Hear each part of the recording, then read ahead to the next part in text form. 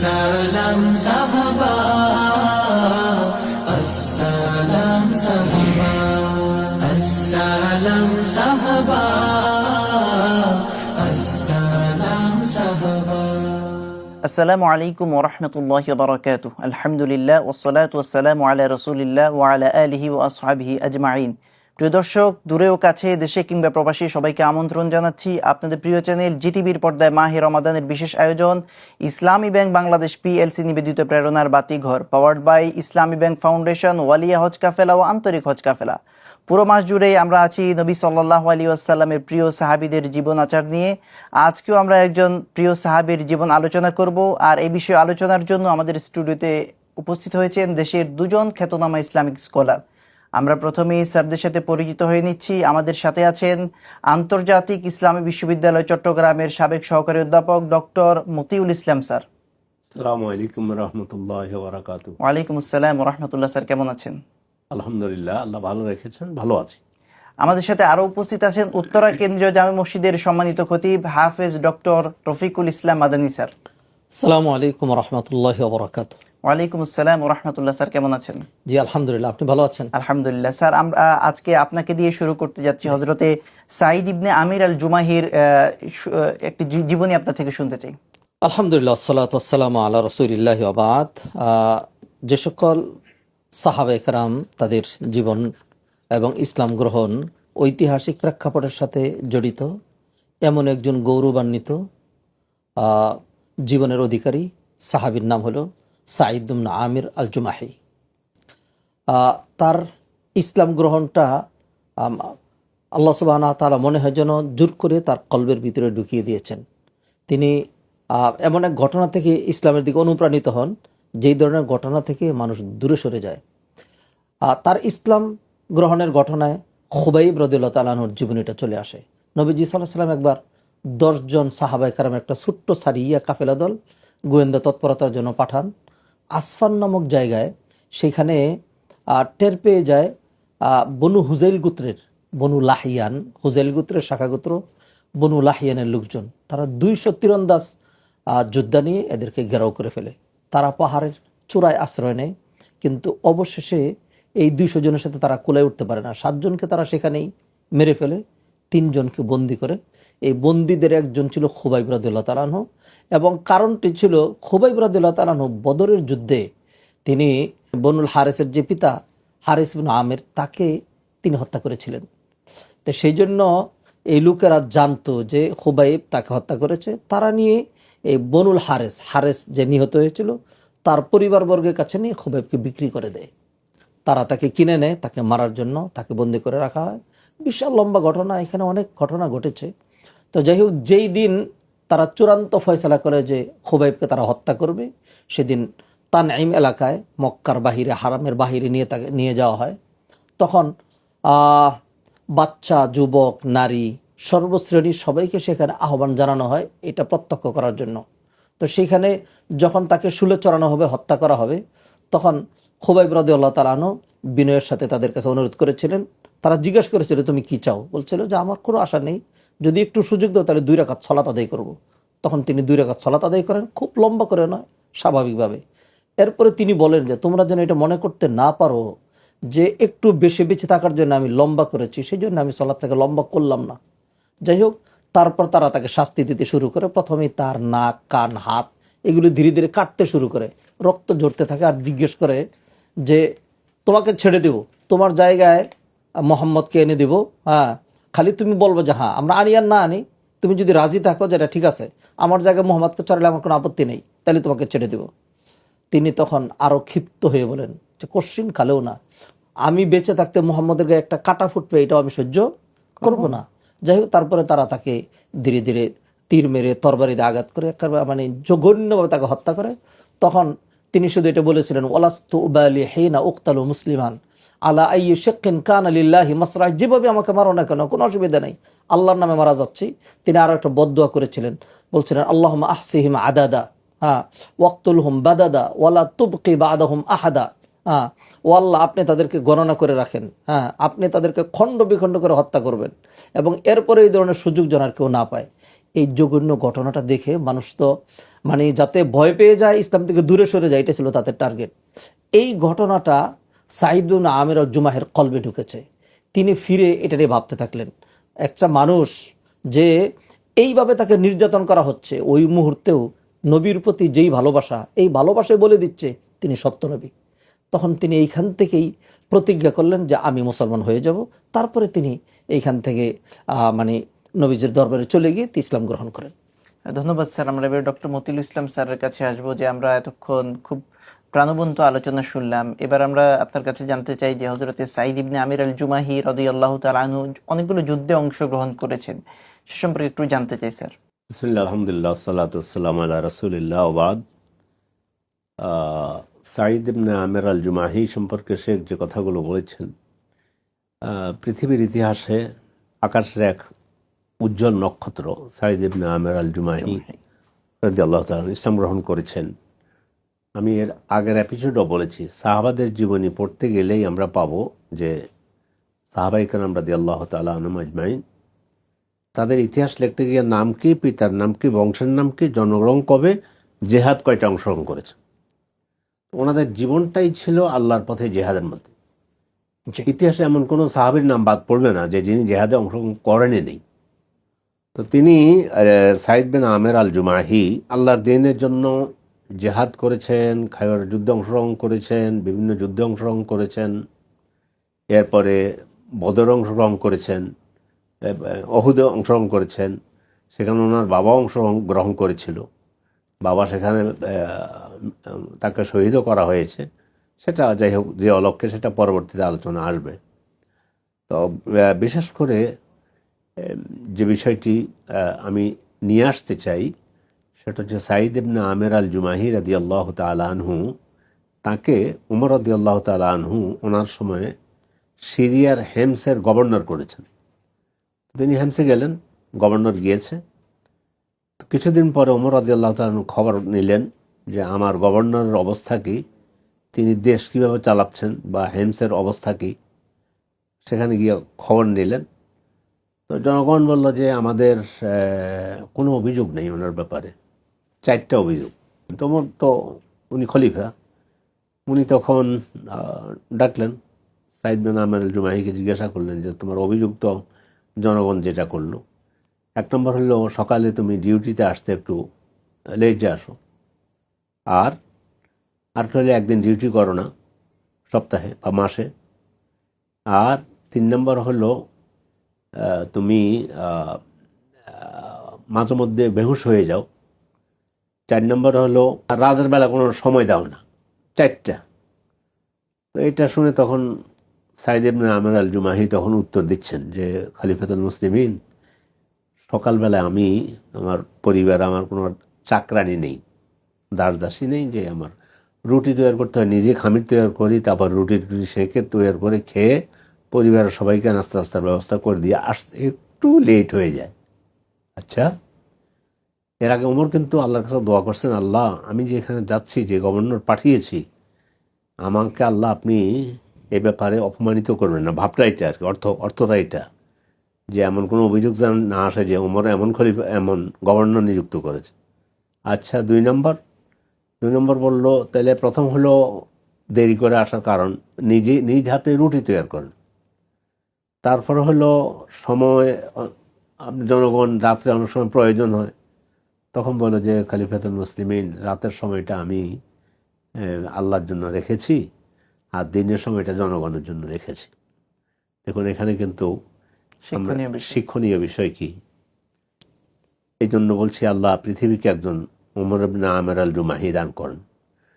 3 নম্বর হলো যে মাসে একদিন না আসা, তখন বললো যে আসলে আমার জামা মাত্র একটা, ওইটা ওই দিন ধুয়ে একটু পরিষ্কার পরিচ্ছন্ন হয়ে, এই জন্য একদিন আসি না।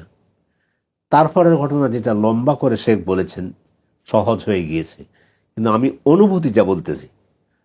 ওই যে 4 নম্বরে তিনি বলেছেন, মাঝে মধ্যে জনগণের দাবি হলো যে আমরা কিছু বুঝে উঠতে পারি না, উনি মাঝে মধ্যে অজ্ঞান হয়ে পড়ে যান, তারপর হুঁশ আসলে তারপর তিনি আমাদের ইয়ে করেন। তখন ওনাকে যখন ওমর রাদিয়াল্লাহু তাআলা আনহু জিজ্ঞাসা করেছেন যে আপনি এইভাবে বেহুশ হয়ে যাওয়ার কারণ কি, তখন এই খোবাইব ইবনে আদি রাদিয়াল্লাহু তাআলা আনহুর ওই ঘটনা বলে তিনি বললেন যে আমি সেখানে উপস্থিত ছিলাম, ওটা কিন্তু ওনার অন্তরে ইসলামের স্থান করে নিয়েছে, কিন্তু আমি উপস্থিত ছিলাম, এই জন্য রব আমাকে ক্ষমা করবেন কিনা এটা কথা মনে পড়লে আমি বেহুশ হয়ে পড়ে যাই। আল্লাহু আকবার। আমিরুল মুমিনিন আমি এই জন্য তখন ওমর রাদিয়াল্লাহু তাআলা আনহু আল্লাহ শুকরিয়া আদায় করলেন, বললেন যে আল্লাহ, আমি যে গভর্নর নিযুক্ত করেছি এই হলো আমার সেই গভর্নর। আচ্ছা, আজকের পৃথিবী যদি শুধু এই শব্দ থেকে জালেম জুলুম করে অট্টহাসিতে উল্লাস করে লাশের উপর, আর উনি শুধু ওই খুবাইব রাদিয়াল্লাহু তাআলা আনহুর ওখানে যে ওনাকে উপস্থিত থেকে সে কথা মনে পড়ার পরে উনি তখন ভাবেন যে রব আমাকে ক্ষমা করবেন কিনা, আমি যে সেখানে উপস্থিত ছিলাম। ধন্যবাদ স্যার। আমরা একটু মাদানী স্যারের কাছে আসবো যে স্যার, আমরা সাইদ ইবনে আমির আল জুমাহির জীবনীর মধ্যে একটা পাই যে উনি ওমর রাদিয়াল্লাহু আনহুকে উপদেশ দিয়েছেন, এটা কেন বিখ্যাত স্যার?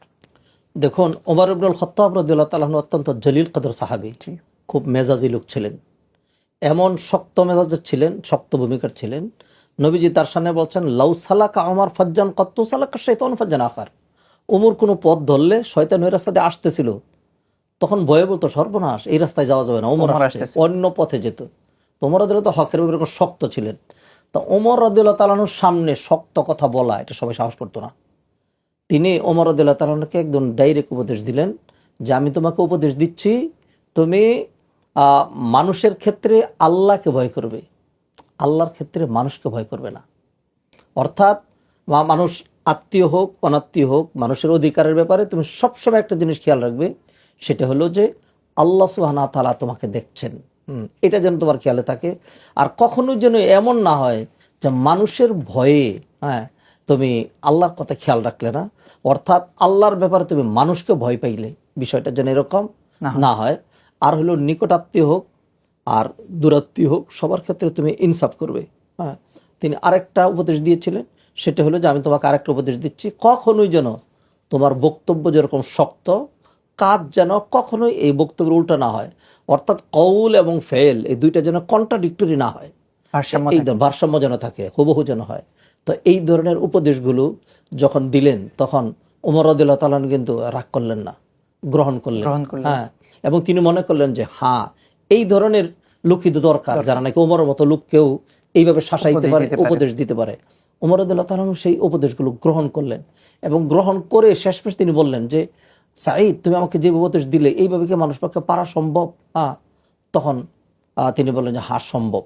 যে ব্যক্তি আল্লাহর কথা খেয়াল রাখবে এবং আল্লাহ যাকে তোমার মতো শানে বসিয়েছেন সে যদি আল্লাহর কথা মনে রাখে তাহলে তার পক্ষে সম্ভব। ওমর ইবনে খাত্তাব রাদিয়াল্লাহু তাআলা আনহু তখন আরও একটু এগিয়ে গেলেন। তখন তিনি চিন্তা করলেন যে সাঈদ ইবনে আমির আল জুমাহি যেরকম, তাকেই তো আমার গভর্নর হিসেবে দরকার। তখন তিনি চিন্তা করলেন যে তাকে আমি গভর্নর নিয়োগ দেই। তখন তিনি তাকে প্রস্তাব করার পরে সাঈদ ইবনে আমির আল জুমাহি তখন তিনি একদম খুব জোর আপত্তি জানালেন যে খলিফাতুল মুসলিমিন, আপনি আমাকে এই ফিতনায় ফেলবেন না।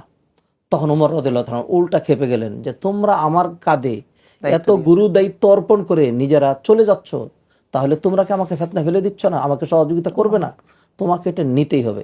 তারপর তিনি রাজি হলেন। তখন ওমর ইবনে খাত্তাব রাদিয়াল্লাহু তাআলা তাকে গভর্নর হিসেবে পাঠাইলেন। পাঠানোর পরে যে কিছু ঘটনা ঘটেছে স্যার, সেগুলো আমরা বিরতির পরে শুনবো ইনশাআল্লাহ। প্রিয় দর্শক, দেখতে দেখতে সময় হলো একটা বিরতির, ইনশাআল্লাহ খুব সহজেই ফিরছি, ততক্ষণ আমাদের সাথেই থাকুন। সুবহানাল্লাহি বিহামদিহি, সুবহানাল্লাহিল আযীম।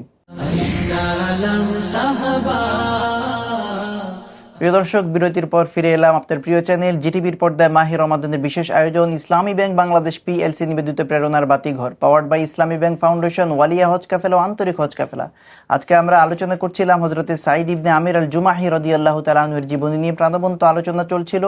আমরা ছিলাম হাফেজ ডক্টর রফিকুল ইসলাম মাদানী স্যারের কাছে। জি স্যার, আপনার আলোচনা শুনতে চাই। ওমর রাদিয়াল্লাহু তাআলা যখন তাকে হিমসের গভর্নর বানালেন এবং তার জন্য দোয়া করে দিলেন, তিনি চলে গেলেন। সেখানে যাওয়ার কিছুদিন পরেই হিমস বা দামেস্ক, সেখান থেকে শাম এলাকা, মানুষ যাতে বুঝে সেই জন্যই বললাম, কিছু লোক আগমন করলো। তখন তিনি তাদের সাথে ওই এলাকার খোঁজখবর নেওয়ার পরে জিজ্ঞাসা করলেন যে তোমরা একটা কাজ করো, তোমাদের হিমস এলাকার কিছু দরিদ্র ব্যক্তির নাম লিখে দাও, আমি তাদের জন্য কিছু উপঢৌকন অথবা হাদিয়া দেব রাষ্ট্রীয় কোষাগার থেকে। এরপর যে নামগুলো লিখে দেওয়া হলো, সেখানে একটা নাম আসলো সাঈদ ইবনে আমির আল জুমাহি।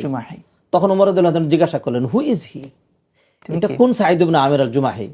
তখন লোকজন বলল যে আমাদের গভর্নর, আপনি যাকে পাঠিয়েছেন। বলল যে দরিদ্রতম লোকের খাতায় গভর্নরের নাম কেন? তখন তারা তার অবস্থা তুলে ধরলেন যে তিনি তো অবস্থা এরকম হয় যে 3-4 দিন একাধারে তার ঘরে চুলা পর্যন্ত জ্বলে না, না খেয়ে থাকেন, এক টাকা পরে চলেন, অনেক কষ্ট করে চলেন, কোনো খাদেম নেই, কোনো পাহারাদার নেই, কিচ্ছু নেই, একদম সাধারণ জীবনযাপন। আমাদের দামেশকে যে সমস্ত দরিদ্র লোক আছে তার মধ্যে তিনি একদম একটা নিম্নস্তরের একজন দরিদ্র ব্যক্তি। ওমর রাদিয়াল্লাহু তাআলা তখন তার জন্য 1000 দিনার একটা থলের মধ্যে করে দিলেন, যেটা তাকে কিনে দেওয়ার জন্য। এটা পাওয়ার পরে যখন তার হাতে গেল তখন তিনি খুব সজোরে বলে ফেললেন, ইন্না লিল্লাহি ওয়া ইন্না ইলাইহি রাজিউন। এই কথা শুনে তার স্ত্রী দৌড়ে আসলো, কি কোনো দুঃসংবাদ? আমিরুল মুমিনিন কি মারা গেছে? কয় না, তার চাইতে আরো বড় দুঃসংবাদ। বললো যে কি দুঃসংবাদ? কয় আমিরুল মুমিনিন মারা যায় নাই, কিন্তু আমিরুল মুমিনিন আমার জন্য এমন একটা জিনিস পাঠিয়েছে যেটা দিয়া আমার আখেরাত চলে যাচ্ছে, আমার দুনিয়া চলে আসছে। সেটা কি 1000 দিনার। তারপরে তিনি তার স্ত্রীর সাথে আলাপ আলোচনা করে যে না, আখেরাতকে রক্ষা করতে হবে, দুনিয়া যেন আমার ঘরে না ঢুকে। বাক করে এলাকার যত দরিদ্র মানুষ ছিলেন 1000 দিনার দিয়ে দিলেন। এরপরে স্যার যেটা আলোচনা করেছিলেন যে ওমর রাদিয়াল্লাহু তাআলা কিছুদিন পরে যখন ওইখানে গেলেন তখন লোকেরা 4টা অভিযোগ করলো, তিনি 4টা অভিযোগের জবাব দিলেন। এইবার তিনি খুশি হয়ে যায়, এত দরিদ্র, এত কষ্ট করে চলে, আরো 1000 দিনার দিলেন। তখন এই দিনার পাওয়ার পরে তার স্ত্রী বলে যে আলহামদুলিল্লাহ, এবার আমার একটা খাদের ব্যবস্থা হয়েছে, অন্য কিছু। তখন তিনি বললেন যে আমি যদি তোমাদেরকে এর চেয়ে ভালো ব্যবস্থার কথা বলি তাহলে কেমন হয়? এর চেয়ে ভালো কি? যদি এটা হয় যেটা দিয়ে আমরা জান্নাত কিনতে পারি, হ্যাঁ, বলেছে তাহলে তো সেটাই ভালো, আরো ভালো। হ্যাঁ, তখন তিনি বললেন মানজাল্লাযী ইউকরিদুল্লাহ কারদান হাসানান ফায়ুদাইফাহু লাহু ওয়া লাহু আজরুন কারীম। আল্লাহ। এই আয়াত পরে তারপর তার স্ত্রীরা তাদেরকে সহযোগিতা করলেন, তাকে সহযোগিতা করলেন, তখন তিনি এই টাকাগুলো ভাগ করে দিয়ে দিলেন। এমনই ছিল তার সাধারণ জীবন।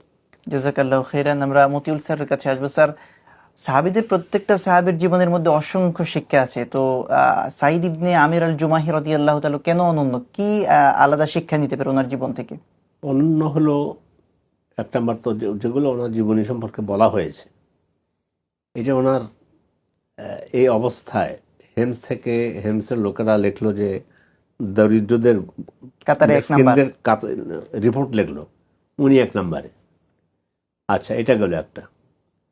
আরেকটা হলো অপরাধ করে যে শিক্ষাটা, অপরাধ করেও নাই, ওখানে উপস্থিত ছিল, সেজন্য যে বেহুশ হয়ে পড়ে যাওয়া, মানে ভিতরের অবস্থা কেমন হলে, আল্লাহকে কিভাবে ভয় করলে, কেমন ভয় অন্তরে থাকলে, যে সেদিন তো আমি সেখান থেকে চলে যাইনি কেন, খোবাইবকে যেভাবে হত্যা করা হলো, সেটা নিজেতে বেহুশ হয়ে পড়ে যাওয়া, এর বিপরীতে এখন আজকের পৃথিবীতে।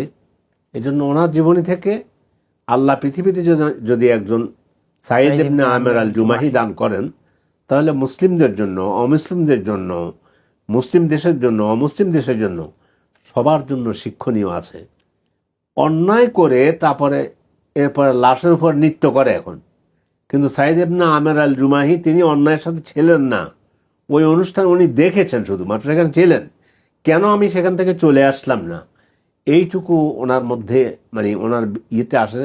তিনি গভর্নরের চেয়ারে বসে মাঝে মধ্যে বেহুশ হয়ে পড়ে যেতেন ওই চিন্তাটুকুর কারণে। শুধু এইটুকু যদি পৃথিবী আমলে নেয় যে অন্যায় করব না, করে নাই, অন্যায় সইব না, তিনি অন্যায় করানো নাই, কিছু করেন নাই, অন্যায় দেখেছে, তার জন্য এভাবে বেহুশ হয়ে পড়ে যাওয়া, তাহলে আজকের এই পৃথিবীতে লাশের উপর নৃত্য করা, মেরে, এটা পৃথিবীতে থাকতো না। এই জন্য আমাদের শিক্ষা আছে, শিক্ষাতে কিন্তু আমাদের শিক্ষার মধ্যে নৈতিকতা নেই। আর সাহাবাদের প্রত্যেকটি কথা, যে কোনো একটা কথাকে মানদণ্ড ধরে যদি একজন ব্যক্তি, একটি পরিবার, একটা সমাজ, একটি দেশ, একটা পৃথিবী চলতে শুরু করে, তাহলে ওই একটা কথা থেকে, ওই একটা বিষয় থেকে ওই ব্যক্তি, পরিবার, সমাজ, রাষ্ট্র, আন্তর্জাতিক পৃথিবী সুন্দর হয়ে যাবে ইনশাআল্লাহ। আমরা সর্বশেষ মাদানী স্যারের কাছে আসবো। স্যার, সাঈদ ইবনে আমির আল জুমাহি রাদিয়াল্লাহু তাআলা আনহুর জীবন কিভাবে মডেল হতে পারে আমাদের দর্শকদের জন্য? আমি শুধু একটা শিক্ষা তুলে ধরতে চাই, সেটা হলো, দেখুন আজকে আমরা এক নম্বর হলো ক্ষমতা লোভী, এবং যারাই ক্ষমতা পায় আমরা দেখেছি হাজার হাজার লক্ষ লক্ষ কোটি কোটি টাকার দুর্নীতি তারা করে, হ্যাঁ, যেটা নামে বেনামে বিভিন্নভাবে কতভাবে দুর্নীতি করে, আর যেটা বৈধভাবে রাষ্ট্রীয় দেওয়া হয় সেটার কথা আলাদাই। তিনি তো এগুলি করেনি নেই, বরং তার মারাত্মক প্রয়োজন দেখে যিনি রাষ্ট্রপ্রধান ছিলেন তিনি তার জন্য বরাদ্দ দিয়েছেন। বারবার বরাদ্দ দিয়েছেন। সেই বরাদ্দটুকুনো তার স্ত্রীর প্রয়োজন ছিল, তার প্রয়োজন ছিল। তিনি এই সম্পদগুলো বিন্দু মাত্র তার কলবের ভিতরে ঢুকেনি। কতটা বেশি আখেরাত প্রেমিক, আখেরাতমুখী হলে একজন মানুষের পক্ষে এরকম উঁচু পুষ্টে থেকেও এক কাপড়ে চলা, না খেয়ে থাকা, সম্পদ পেয়েও সেটি বিলিয়ে দেওয়া, এটা আদর্শ হতে পারে। আমরা যদি একেবারে সাঈদ ইবনে আমির আল জুমাহির মতো হতে নাও পারি, অন্তত এইটুকুন যেন আমরা হই যে বৈধভাবে যা আসে তা না হয় গ্রহণ করলাম, অবৈধভাবে কোনো কিছু গ্রহণ করব না। এই একটা আদর্শ যদি আমাদের দেশের রাষ্ট্রনায়ক অথবা আমরা যারা নাকি হর্তাকর্তা যে কোনো পুষ্টে আমরা যাই, আমরা যদি এটি গ্রহণ করি, তাহলে ইনশাল্লাহ আমাদের দেশ, আমাদের রাষ্ট্র, আমাদের সমাজ, সোসাইটি, আমাদের জনগণ সব কিছুই এত সুন্দর হবে। আমরা ১৫০০ বছর পরেও আমরা কিন্তু সেই নবী জামানার যেই সুখ, শান্তি, সমৃদ্ধি ছিল তার মুখ কিছুটা হলেও দেখতে পারবো। এছাড়াও স্যার ওনার জীবনের মধ্যে আপনি যেটা বললেন যে দুনিয়া বিমুখতা, জি, এবং ২বার ওনার কাছে রাষ্ট্রীয়ভাবে বরাদ্দকৃত টাকা আসলো, দুনিয়া বিমুখতার কারণে উনি এটা মানুষের মাঝে বিলিয়ে দিলেন। এটা কেমন করে আমরা বিশ্লেষণ করতে পারি স্যার? এটার বিশ্লেষণ আল্লাহ সুবহানাহু ওয়া তাআলা দেখিয়ে দিয়েছেন। তার কল্পটা তো এরকমই ছিল। এমন একটা ভালো কল্প না হলে, যে কল্প ভয় পেয়ে গিয়ে ইসলাম থেকে দূরে থাকার কথা তিনি এগিয়ে গিয়েছেন, সম্পদ পেয়ে ঢুকে যাওয়ার কথা তিনি সেখান থেকে দূরে গিয়েছেন। এইটাই আল্লাহ সুবহানাহু ওয়া তাআলা মানুষের কল্পটাই দেখেন। আল্লাহ নবীজি হাদিসে বলছেন, ইন্নাল্লাহা লা ইয়ানজুরু ইলা সুওয়ারিকুম ওয়া লা ইলা আজসামিকুম ওয়ালাকিন ইয়ানজুরু ইলা কুলুবিকুম ওয়া আমালিকুম। সাহাবায়ে কেরামের এত মর্যাদা কেন হয়েছে? এটা তাদের কলবের জন্যই। আর নবীজি সাল্লাল্লাহু আলাইহি সাল্লামের একটি হাদিস, ওই হাদিসে নবীজি সাল্লাল্লাহু আলাইহি সাল্লাম বলছেন যে আমার সাহাবীরা ১ মুঠ আদামুট দান করে যে সওয়াব পেয়েছে, তোমরা উহুদ পাহাড় পরিমাণ দান করে সওয়াব পাবে না। বিষয়টা কিন্তু এটা সাঈদ ইবনে আমির আল জুমাহির বাহ্যিক বদান্যতা, দৈর্ঘ্য অথবা ত্যাক্তি থেকে এটুকুনের মধ্যে নয়। মেইন বদান্যতাটা, আসল বিষয় যেটি, সেটা তার কলবের বিষয়, কন্ডিশন অফ হিজ হার্ট, কতটা ক্লিন, কতটা নিট অ্যান্ড ক্লিন, এবং কতটা তাকওয়া সমৃদ্ধ হলে একটা মানুষের পক্ষে এতটুকু করা সম্ভব। আল্লাহ তাআলা আমাদেরকে সাঈদ ইবনে আমির আল জুমাহির মতো এরকম কলবের অধিকারী হিসেবে কবুল এবং মঞ্জুর করে নিন। স্যার, আপনারা অনেক ব্যস্ততার মাঝে আমাদের স্টুডিওতে উপস্থিত হয়েছেন, এই জন্য আল্লাহ আপনাদেরকে উত্তম জাযা দান করুক। প্রিয় দর্শক, আজকের অনুষ্ঠান শেষ করতে হচ্ছে। ইনশাআল্লাহ আগামী পর্বে একই টেলিভিশনের পর্দায় একই সময়ে দেখা হবে। ততক্ষণ পর্যন্ত আল্লাহ তাআলা আপনাদেরকে ভালো রাখুন, সুস্থ রাখুন। সুবহানাকাল্লাহুম্মা বিহামদিকা আশহাদু আল্লা ইলাহা ইল্লা আনতা আস্তাগফিরুকা ওয়া আতুবু ইলাইক। ওয়াসসালামু আলাইকুম ওয়া রাহমাতুল্লাহি ওয়া বারাকাতুহু। আসসালাম সাহাবা, আসসালাম সাহাবা।